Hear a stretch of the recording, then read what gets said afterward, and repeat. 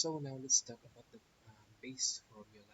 So let's just first read the problems, but as you can see, it's about the diseases or liver disease. So you might be interested in finding out the patient probability of having liver disease.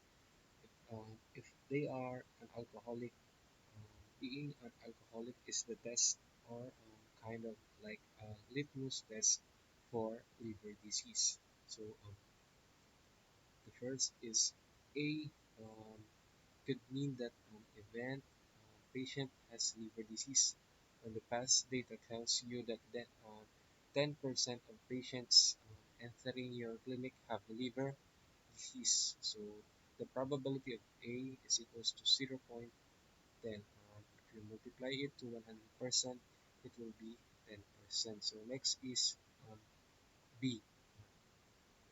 It could mean that the litmus test that the patient is an alcoholic is 5% of the clinic patients are alcoholics. So the probability of B is equals to 0.05, and if you multiply it to 100% also, it will be equal to 5%. Next is you might also know that among those patients diagnosed with liver disease, 7% are alcoholics.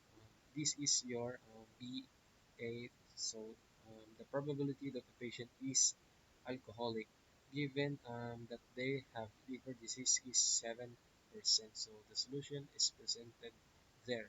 So the probability of A and B is equals to 0.07, which is our B and A, multiplied to our probability of A, which is 0.10 or zero point 0.1, divided by the probability of B, which is equals to 0.05 or 5%, and it will be equal to 0.14.